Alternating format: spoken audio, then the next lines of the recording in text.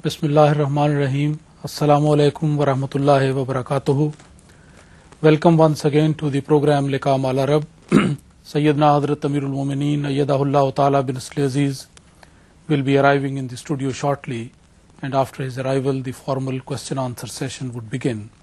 In the meantime, I would like to request Brother Ibadah to kindly welcome the viewers in Arabic, and then we will see what to say next.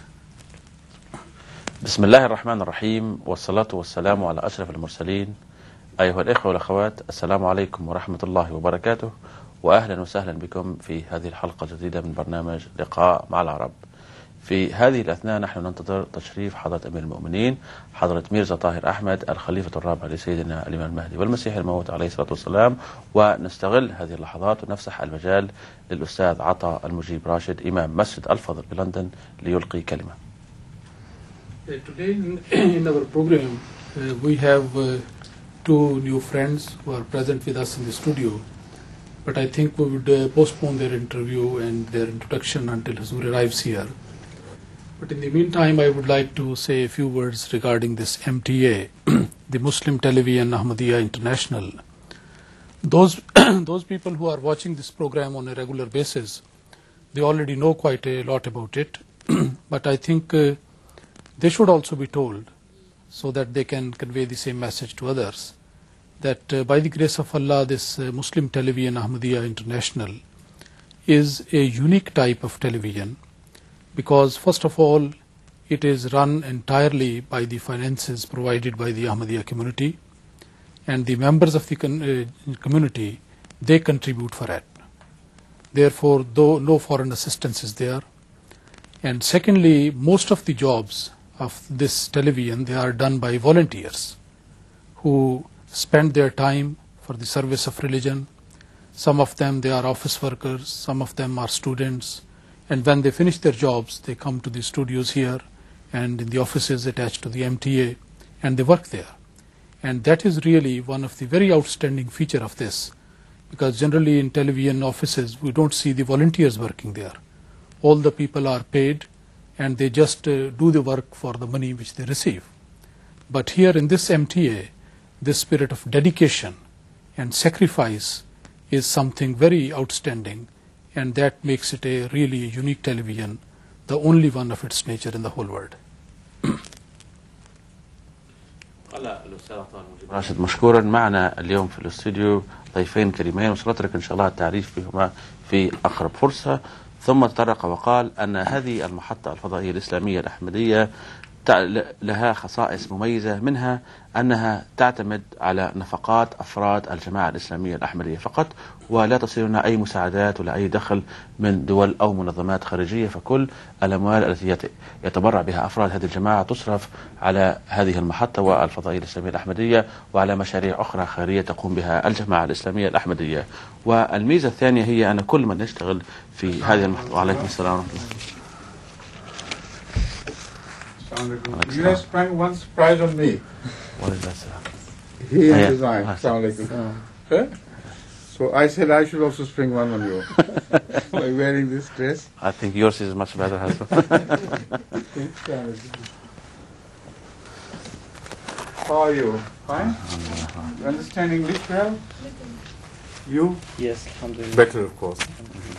And when did you arrive? I arrived on Friday. On Friday? You're here yes. since Friday? Yes, I was in the prayers. Right. I'm very happy to meet you here and to know that you are going to stay here for a while. Inshallah. Right? Inshallah. Please. والميزة الثانية لهذه المحطة الفضائية الإسلامية الأحمدية أن كما ذكرت أن كل من يشتغل فيها هم من المتطوعين، أي أفراد الجماعة الإسلامية الأحمدية من طلبة وغيرهم، فبعد أن ينتهوا من أشغالهم اليومية يأتوا هنا لهذه المحطة ويقوم بكل هذه الأشغال، ممن يصورون ومديرين الإضاءة ولا كل تلك التفاصيل التي تعرفونها. فهكذا تكون الميزة الخاصة بهذه المحطة الفضائية الإسلامية الأحمدية، وهي ميزة فريدة من نوعها، هي أن معظم من يشتغل فيها هم من المتطوعين. Hazur, during last program the question raised by Sister Aisha was about the punishment and trial, And Hazur has explained how can a person differentiate between natural disaster and punishment. That's fine, please.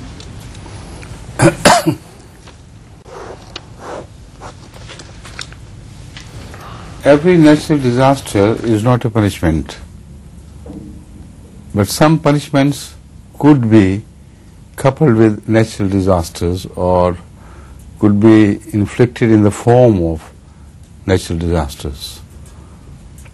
But the difference is very obvious. There is no confusion about it. For instance, the earthquakes take place, people drown, and people meet with accidents and so on and so forth. These are natural disasters. Partly man's mistakes are involved in some, and partly they are just natural, over which man has no control whatsoever. Coming of floods and blowing of hurricanes and all the accidents caused because of them are pure and simple natural disasters. But when they are to be employed by God as punishment, then they are predicted, clearly prophesied, and also their behavior does not become entirely ordinary natural behavior. They begin to pick and choose between this and that. They kill some and spare others. So apparently they are just like any natural disasters, but when you read them in the context of the prophecies which became fulfilled in their appearance, and see the differences how they behaved, then you can easily understand that they are nothing but wrath of God displayed in these natural disasters. What happened at the time of Noah? Bring to mind that the whole episode of Noah. What happened to Pharaoh when he was drowned? Just natural disasters. But a disaster which was behaving as if it had its own mind. It had specific orders to follow. To spare Moses and his camp, not to spare Pharaoh and his followers, and so on and so forth. So they are natural disasters, but predicted before they took place, with all the consequences attendant upon them, precisely defined. Right? Similarly, accidents take place, like the accident of Ziaul Haq being exploded in the midair. But just 4 days before, God had told me that something was about to happen to this man.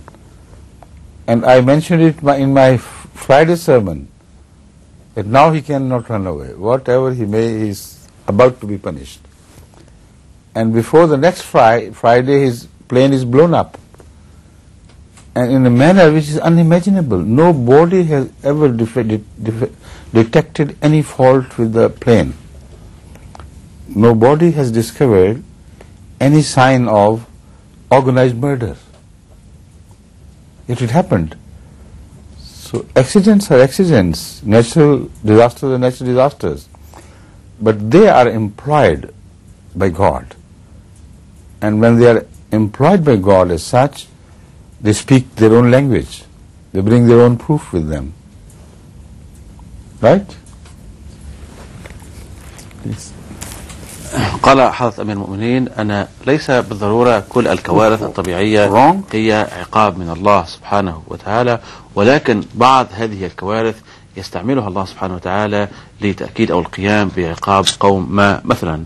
وذكر حضرته وقال أن الفيضانات مثلا والزلازل وغيرها من الكوارث الطبيعية تكون راجعة لأخطاء من الإنسان أو لعوامل طبيعية أخرى، ولكن الله سبحانه وتعالى يستعملها ويحرك أمور خفية في ذلك، ولكن في تلك الظروف ينبئ الله سبحانه وتعالى بتحقق هذه العقابات الصفيئة، وهكذا تصبح واضحة للجميع.